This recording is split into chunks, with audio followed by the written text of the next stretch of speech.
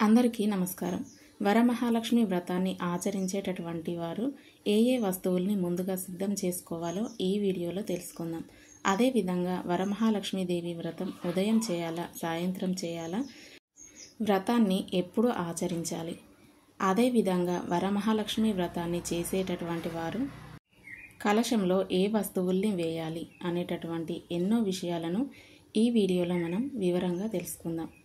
వరాలను కురిపించేటటువంటి వరమహాలక్ష్మి వ్రతాన్ని ఎవరెవరు చేసుకోవచ్చు అనే అనుమానం చాలామందికి వస్తుంది. అంటే మాకు వరలక్ష్మి వ్రతం ఆనవాయితీ లేదు, ఇంతకు మునుపెప్పుడు మేము ఈ వ్రతాన్ని చేసుకోలేదు అని చాలామంది భయపడుతూ ఉంటారు. కానీ వరలక్ష్మి వ్రతాన్ని ఎవరైనా కూడా చేసుకోవచ్చు అని వేద పండితులు చెప్తున్నారు. ఎందుకంటే మనందరం కూడా లక్ష్మీదేవి బిడ్డలమే కాబట్టి మన అమ్మను మనం పూజించుకోవడానికి ఇలాంటి అభ్యంతరాలు ఎందుకు? కాబట్టి ఎవరైనా భక్తితో వరమహాలక్ష్మి దేవిని పూజించుకోవచ్చు. వరలక్ష్మి వ్రతాన్ని ఆచరించడానికి కావలసిన వస్తువుల్లో మొదటి వస్తువు వరమహాలక్ష్మి దేవి యొక్క చిత్రపటము, అంటే లక్ష్మీదేవి ఫోటో అన్నమాట. మీ ఇంట్లో మహాలక్ష్మీదేవి ఫోటో ఉంటే మీరు చక్కగా ఆ ఫోటోకి పూజ చేసుకోవచ్చు. మహాలక్ష్మీదేవి యొక్క ఫోటో లేకపోతే ఇంకా సమయం ఉంది కాబట్టి ముందుగానే మహాలక్ష్మీదేవి యొక్క ఫోటోని తెచ్చిపెట్టుకోండి. ఆ లక్ష్మీదేవి ఫోటో ఎలా ఉండాలి అంటే, లక్ష్మీదేవి ఎర్రని పద్మం మీద, అంటే ఎర్రని తామర పుష్పం మీద పద్మాసనంలో కూర్చొని ఉండాలి. లక్ష్మీదేవికి చతుర్భుజాలు ఉండాలి. చక్కగా అమ్మవారు చేతిలో తామర పుష్పాలను ధరించి ఉండాలి. అదేవిధంగా బంగారు సిరి సంపదలని కురిపిస్తున్నట్లుగా ఉండాలి. లక్ష్మీదేవికి రెండు వైపులా ఏనుగులు తప్పకుండా ఉండాలి. అటువంటి ఫోటోని తెచ్చుకోండి. వరలక్ష్మి వ్రతం రోజు అమ్మవారికి పంచామృతాలతో అభిషేకం చేయాలి అనుకునేటటువంటి వాళ్ళు మహాలక్ష్మీదేవి యొక్క చిన్న విగ్రహాన్ని తెచ్చుకోండి. వెండిదైనా పర్వాలేదు, ఇత్తడిదైనా లేదా పంచలోహాలతో చేసిన విగ్రహమైనా తెచ్చుకోవచ్చు. కానీ స్టీలు విగ్రహాలు పనికిరావు. చిన్న విగ్రహం తెచ్చుకోండి. బొటనవేలంత పరిమాణం ఉన్న విగ్రహాన్ని మాత్రమే తెచ్చుకోండి. ఇంకా చిన్న విగ్రహం అయినా పర్వాలేదు. ఎందుకంటే చిన్న విగ్రహం ఇంట్లో పెట్టుకున్నట్లయితే నియమ నిష్టలు చాలా తక్కువగా ఉంటాయి. పెద్ద విగ్రహాన్ని మనం ఇంట్లో పెట్టుకున్నట్లయితే అభిషేకాలు చేస్తూ ఉండాలి. ప్రతినిత్యము మహానైవేద్యం చేయాలి. ఎంతో కష్టంగా ఉంటుంది. కాబట్టి చిన్న విగ్రహం అయితే మామూలుగా పూజ చేసుకుంటే సరిపోతుంది. లక్ష్మీదేవి యొక్క చిన్న విగ్రహాన్ని తెచ్చుకోండి. ఆ తర్వాత వరలక్ష్మి వ్రతం చేయడానికి కావలసిన మూడో వస్తువు కలశము. వెండిదైనా పర్వాలేదు, ఇత్తడిదైనా పర్వాలేదు, రాగిదైనా పర్వాలేదు.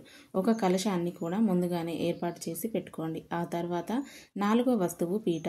బాగా పీటను కడిగి దాని మీద అష్టదళ ముగ్గు వేసి దాని మీద ఒక రవిక బట్టను పరిచి ఒక అరటాకు కానీ ఒక విస్తారాకు కానీ ఆ రవిక బట్ట మీద పెట్టి దాని మీద వడ్లు కానీ బియ్యం కానీ పోసుకోవాలి.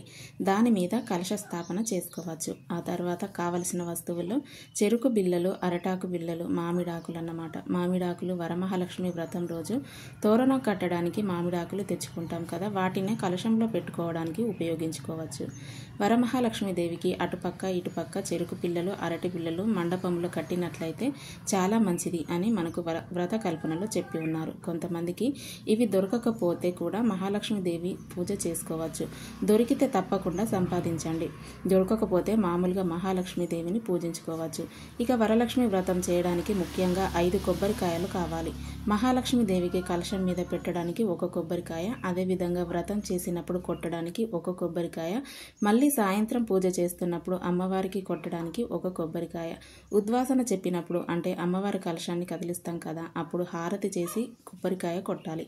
ముఖ్యంగా మనం అమ్మవారికి వాయనం ఇస్తాం కదా, ఆ వాయనంలో ఒక కొబ్బరికాయను మనం పెట్టి అమ్మవారికి వాయనం ఇవ్వాలి. 5 కొబ్బరికాయలను సిద్ధం చేసుకోండి. ఆ తర్వాత లక్ష్మీదేవికి సమర్పించడానికి నలుగు సామాగ్రి పూజా స్టోర్స్లో అడిగితే ఇస్తారు. నలుగు సామాగ్రి అంటే అద్దము, చిన్న దువ్వెన, చిన్న గాజులు 2, అదేవిధంగా కాటుక డబ్బా, పసుపు, కుంకుమ.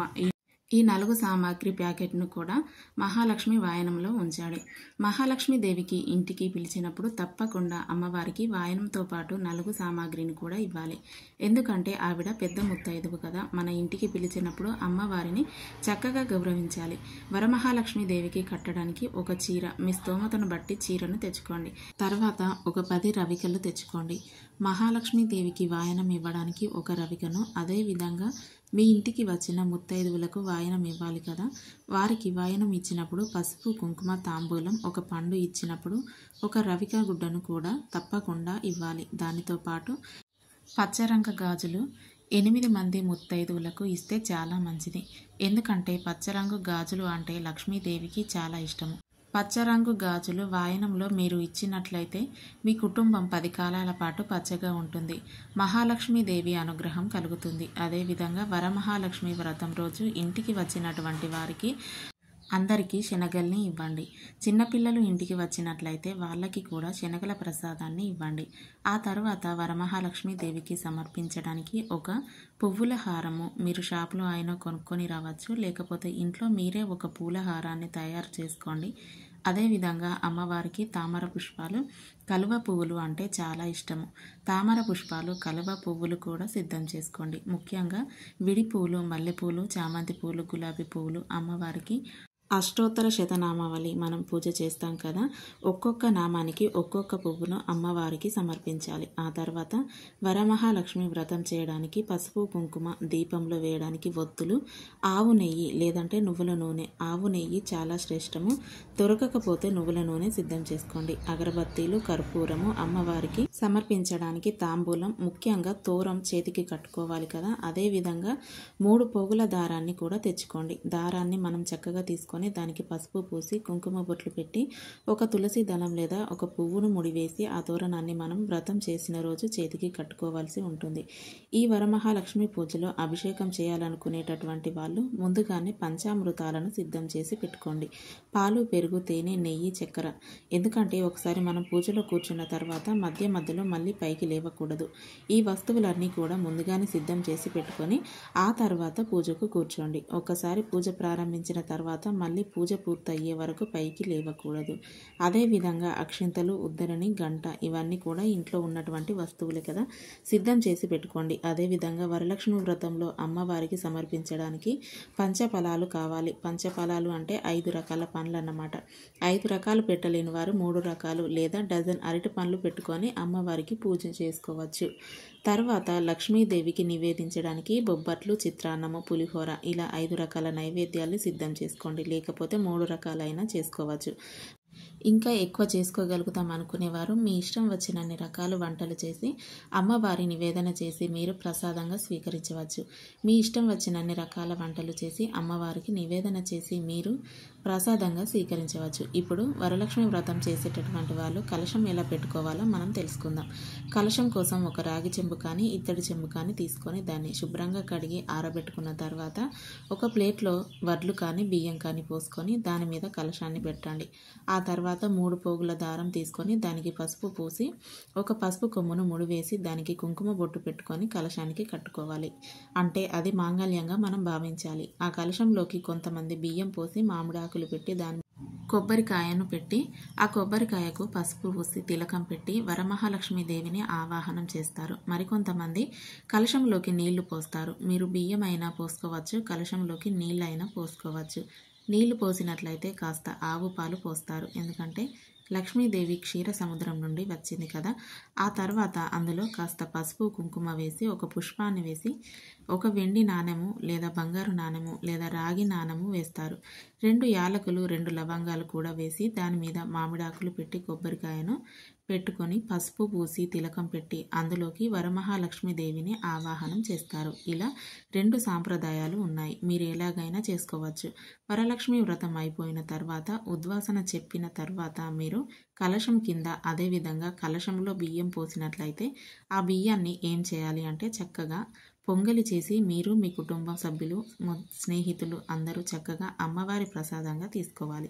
ఆ కలశానికి కట్టినటువంటి పసుపు కొమ్మును 2 రకాలుగా మీరు వినియోగించుకోవచ్చు. ఒకటి, మీరు చక్కగా పసుపు కొమ్మును మిక్సీలో వేసి పౌడర్ చేసి ముఖానికి రాసుకోవచ్చు. లేదంటే నీళ్లలో అరటి పిల్లలు మామిడాకులు వదులుతారు కదా, అప్పుడు నీళ్లలో వదిలేయవచ్చు. ఒకవేళ మీరు కలశంలో నీళ్లు నింపి పూజించినట్లయితే ఆ కలశంలో ఉన్నటువంటి నాణాలను తీసుకొని మీరు డబ్బు పెట్టుకునే బీరువాలో పెట్టుకొని ఆ నీళ్లను పూల మొక్కలకు పోయాలి. ఇక కలశం మీద పెట్టినటువంటి కొబ్బరికాయని ఏం చేయాలి అంటే ఆ కొబ్బరికాయను పగలగొట్టి బియ్యంతో మీరు పొంగలి చేస్తారు కదా, దాంట్లో ఈ కొబ్బరికాయను తురిమి వేసి ప్రసాదంగా తీసుకోవచ్చు. ఇంకొంతమంది తాంబూలంలో కొబ్బరికాయను దక్షిణ పెట్టి ఎవరైనా బ్రాహ్మణుడికి దానం ఇస్తారు. అలా అయినా కూడా చేసుకోవచ్చు. వరమహాలక్ష్మి వ్రతం ఏ సమయంలో చేయాలి? లక్ష్మీదేవి సాయం సంధ్య వేళలో ఇంటికి నడిచి వస్తుంది కాబట్టి ఆ సమయంలో వరలక్ష్మి వ్రతం చేస్తే చాలా మంచిది. కొన్ని సాంప్రదాయాల ప్రకారం ఉదయమే వరమహాలక్ష్మీదేవిని స్థాపించి పూజిస్తారు. సాయంత్రం మళ్ళీ పూజ చేసుకుంటారు. అలాగైనా కూడా చేసుకోవచ్చును. ఉదయం చేసిన సాయంత్రం చేసిన శ్రద్ధగా భక్తిగా వరలక్ష్మి వ్రతం రోజు అమ్మవారిని పూజించినట్లయితే అమ్మవారి అనుగ్రహం తప్పకుండా కలుగుతుంది. కాబట్టి ఈ విధంగా వరమహాలక్ష్మి పూజకు ఏ వస్తువులు కావాలో ఈ వీడియోలో మనం తెలుసుకున్నాం కదా. ఈ వీడియో కనుక మీకు నచ్చినట్లయితే తప్పకుండా లైక్ చేయండి, షేర్ చేయండి. అలాగే మా ఛానల్ని సబ్స్క్రైబ్ చేసుకోండి.